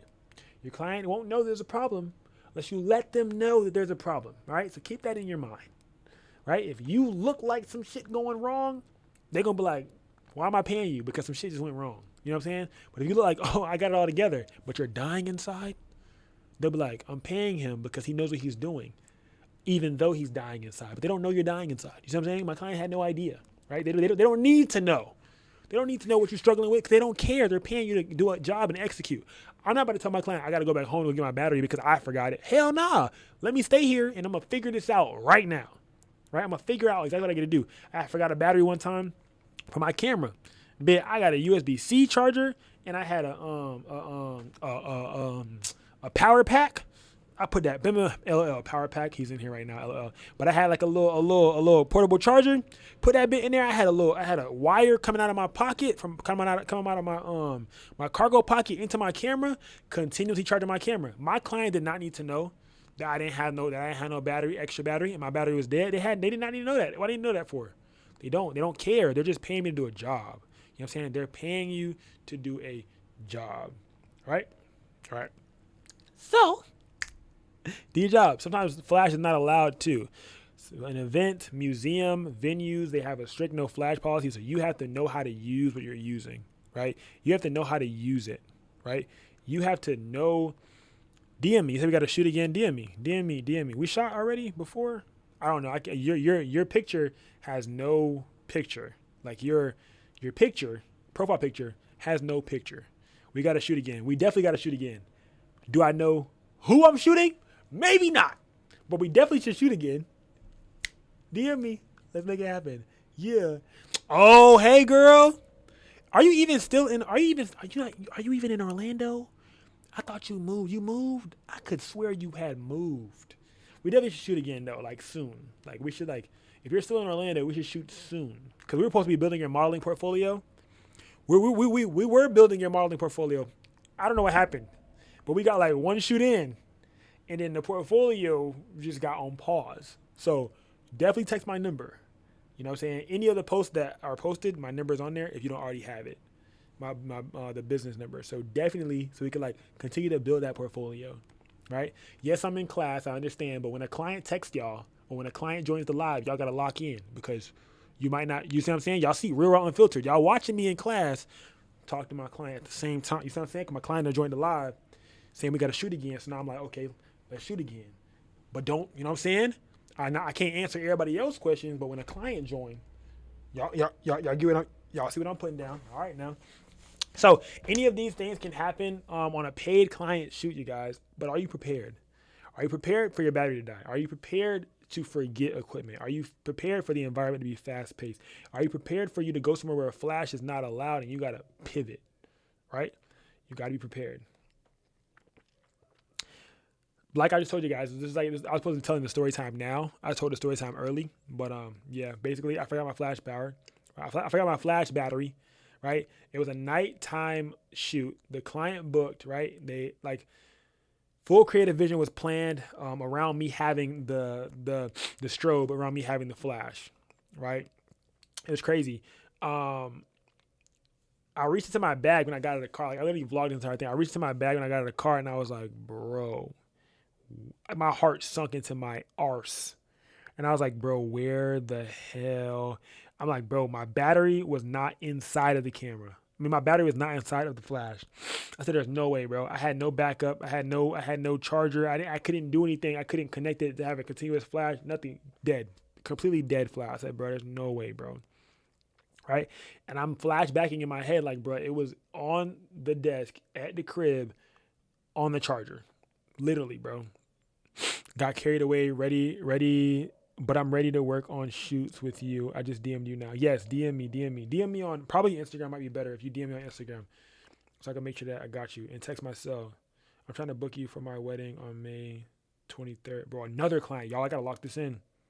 Boy, I'm sorry. I love y'all. Somebody just hit me up for a wedding. Boom, boom, boom. Good evening. I'm trying to book you. Boom, boom. I just wanted to make sure, would it be possible with the dates of that week going available? Week of that week going available this week. Boom, boom. May 23rd. Boom, boom, boom.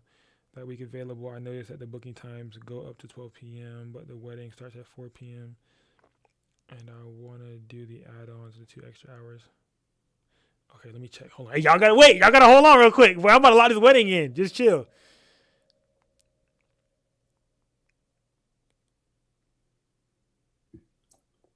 Since it's during class, do we each get like $1 or something? Nah, bro, I love y'all and shit, but no. Okay.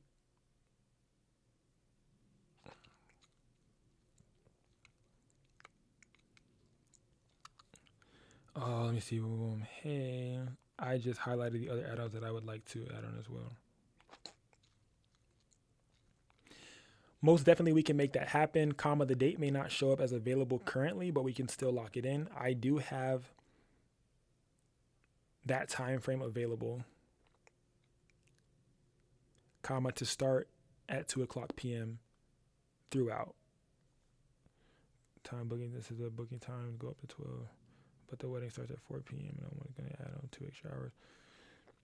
Hey, most definitely we can make that happen. The date may not show up as available currently on the booking site, but we can still definitely lock it in. I do have that time frame available to start at 2 p.m. throughout. 2 p.m. throughout. 2 p.m. till throughout the day. I'm trying to think. Do I want to create till throughout the day?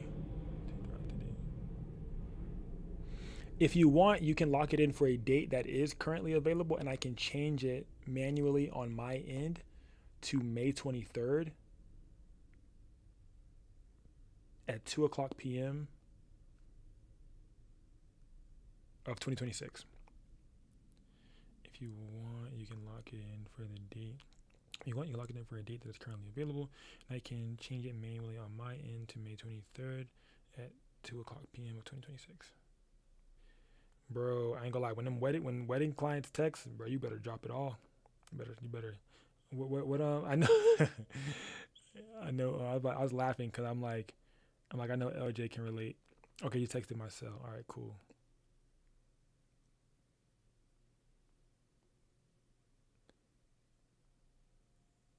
I was about to say something, but I forgot I was on live. What's up, y'all? Hola. Hey, Tati. What's up, y'all? I got carried away, ready to work and shoes. BMU now. Okay, bet. All right, boom, boom, boom. All right, let me make sure I sent this off. Hey, good evening. I'm trying to book for our wedding. Boom, boom. I just wanted to make sure it will be possible with the dates of that week going available. Hey, most definitely we can. Oh, I do have those dates blocked off. That's shit. A wedding hit different though, cause that's wed. I love. I'm trying to really get into weddings a lot. Like so anytime I ever get a wedding, bro, I drop whatever else I got to do that wedding, bro. Cause like we just gotta make it happen. Cause I love doing weddings, bro. Like I love doing weddings, bro. Like the entire family there, like I'm able to like really like be able to pose everybody, capture an amazing memory for you, like be a real part of like your journey. Like I really love doing weddings. So anything that's my shit. You know what I'm saying? If you would like, when you are ready, comma, just let me know and I'll be able to change it up for manually. Just let me know and I'll be able to change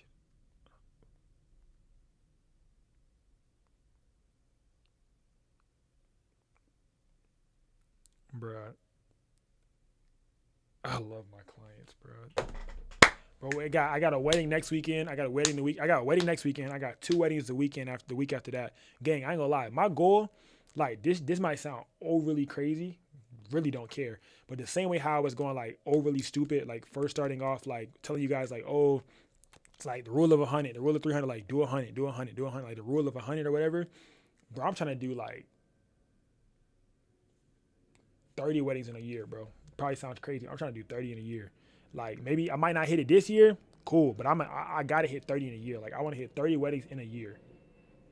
Like my goal is to hit 30 in a year. Like I'm already at 15, so like 30 is available. Like 30 is possible. You know what I'm saying? Like I'm trying to hit 30 in a year. Like off pure gaining experience, building a plethora.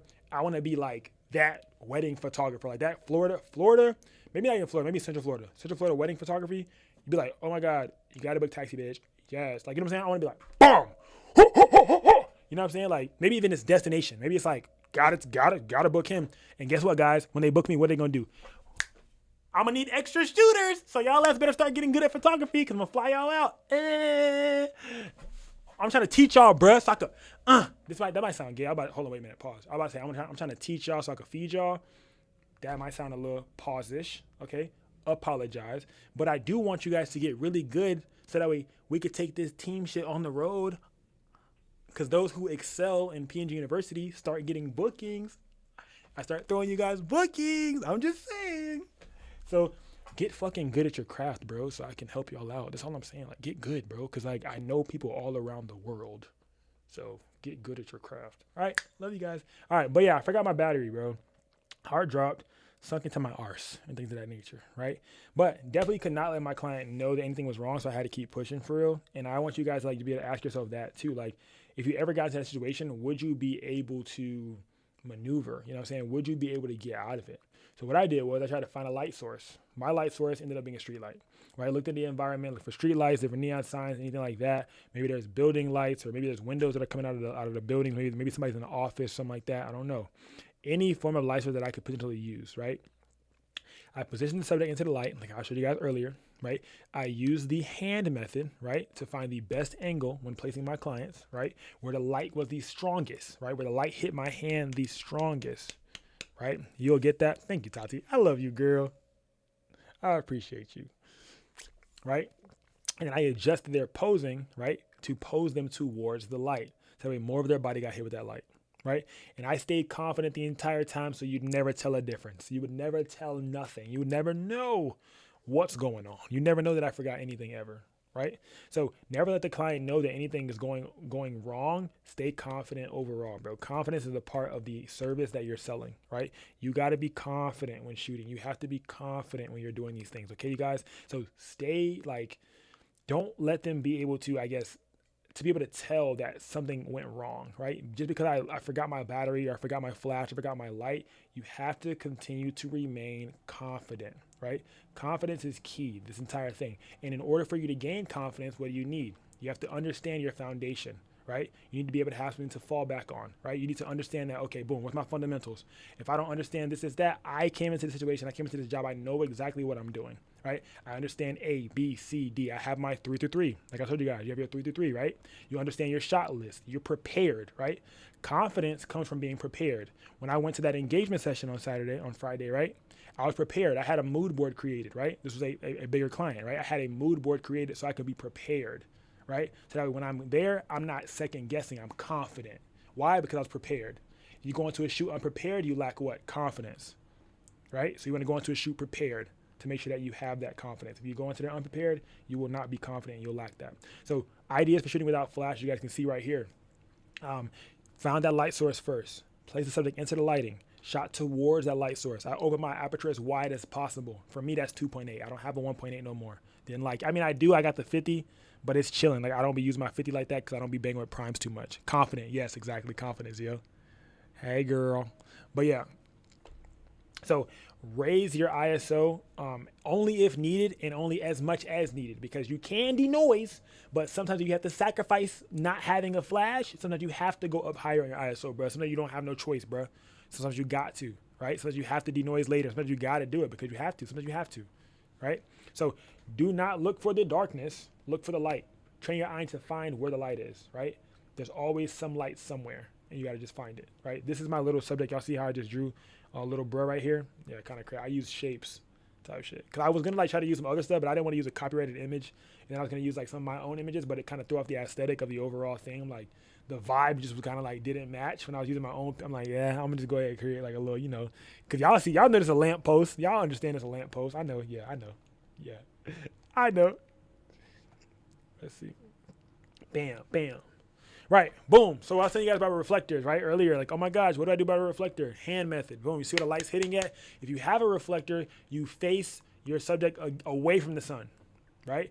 When you face your subject away from the sun, you put your reflector in front of that subject. So now the sun is behind them.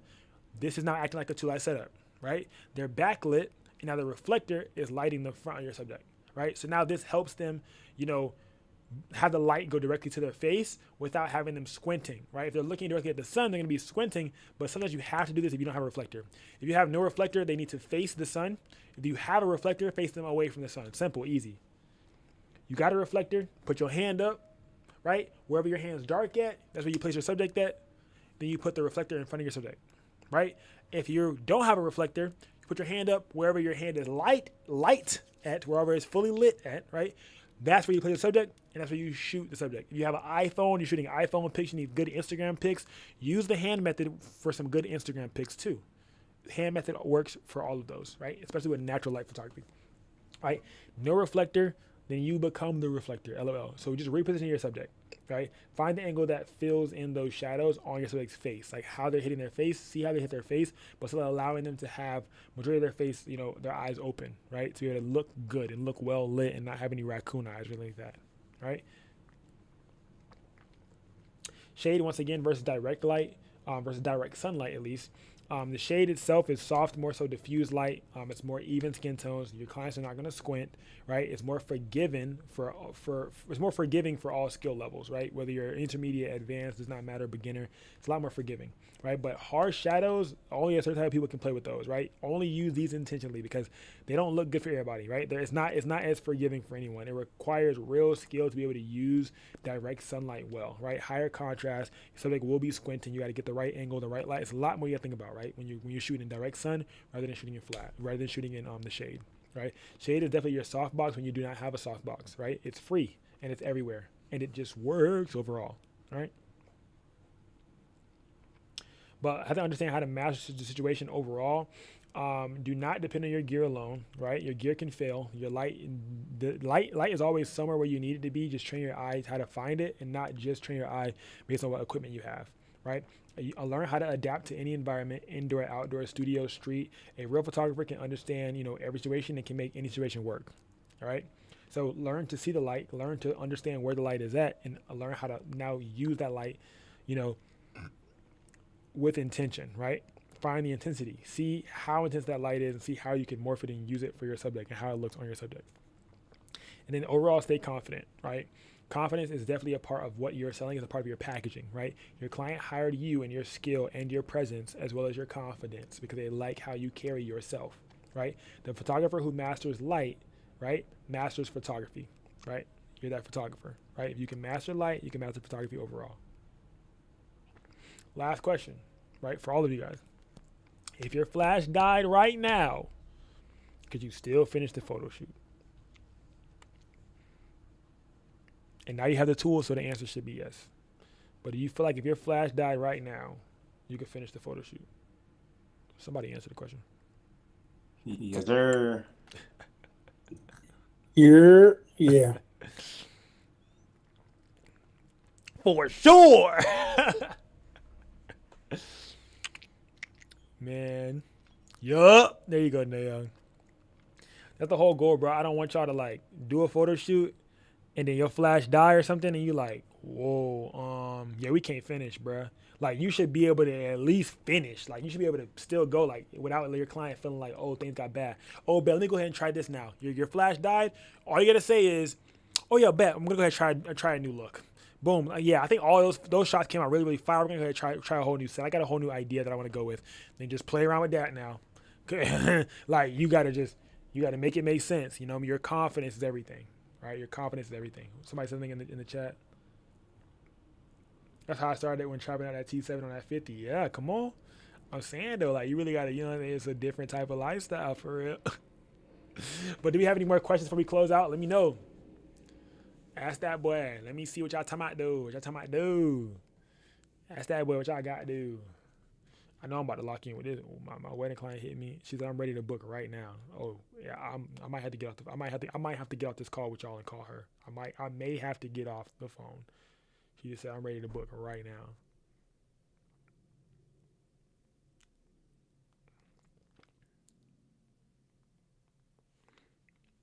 For sure, no problem. Just let me know when you lock it in so I can change it on my end.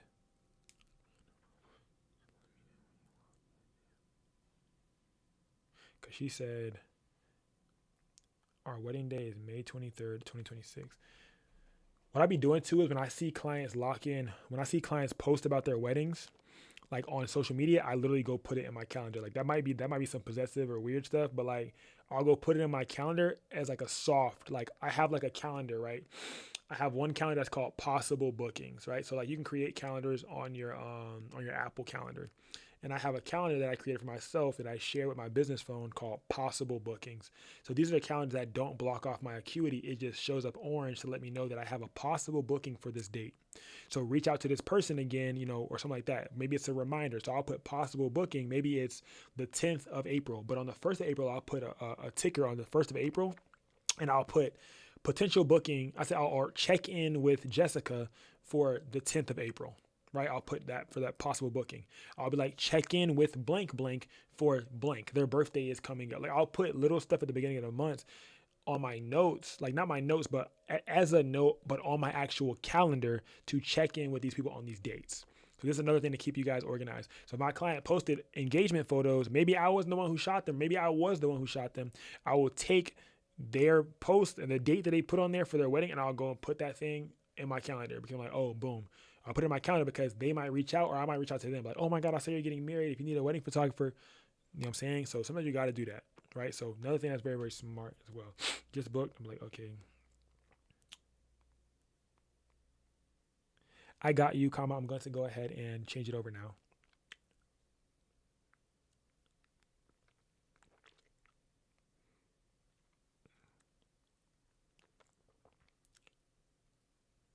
When you get the chance, when you get the chance and whenever you have it, comma, could you send me over the itinerary for the wedding and the times for everything, as well as the number of guests that you are expecting to have, comma,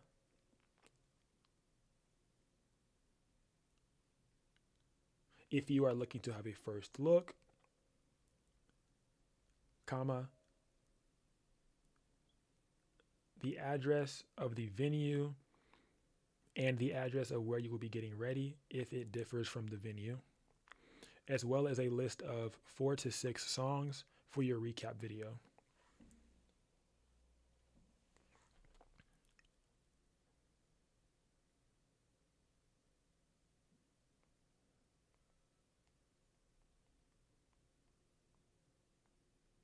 Y'all getting some real round footage right now.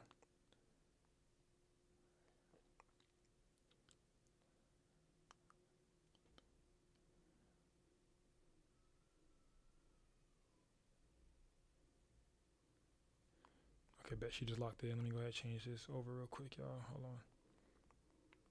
Oh, May 23rd. May 23rd, we got the meetup, right? We got the meetup. We got the meetup that next weekend, yeah. That next weekend. Okay, that's chill, that's vibes. And then Rolling Loud is 2 weeks before that. Boom. Okay. Let me see. Videography. Got that wedding. I need to go ahead and reschedule that right now. Let me see. Bro, I got an early ass morning tomorrow too, bro. But let me go ahead. I need to see where she put this at.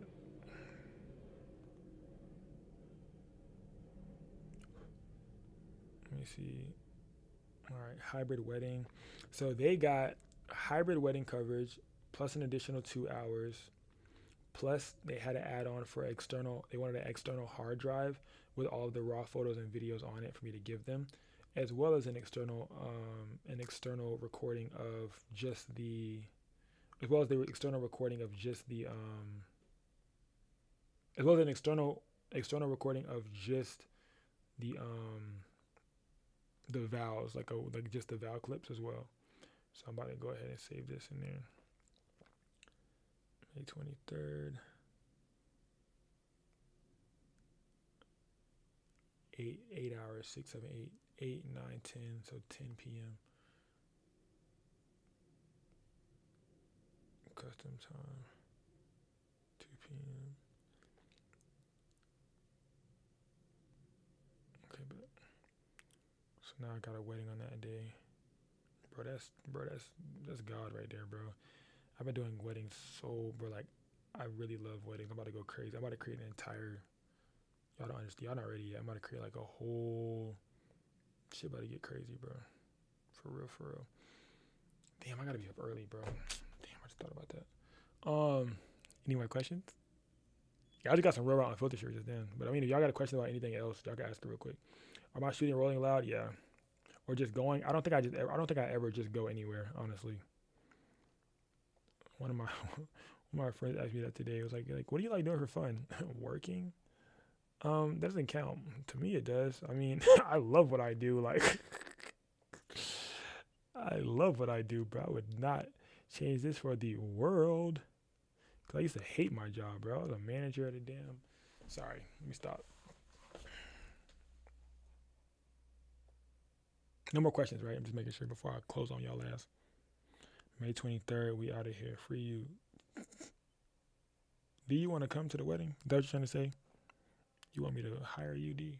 Maybe, maybe not. I don't know. We'll figure it out. We'll find it out. All right, no more questions, though. I'm about to close on y'all ass. Everyone good? Yeah, okay, bet. All right, talk to you guys later. How you gonna say that and then break my heart, bro? You're fine, bro. You know how many weddings I have booked between now and May? You'll come to one of them. I don't know which one yet, but you'll come to one of them. All right, you guys. Love you guys. Until next time. Taxi.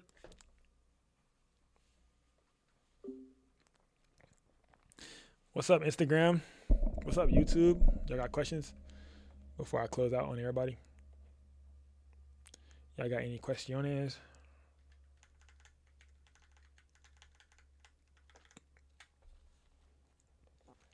No? Cool. All right, you guys. Talk to y'all later. I will see you guys in the next one. See you guys Wednesday, all right? Hasta luego.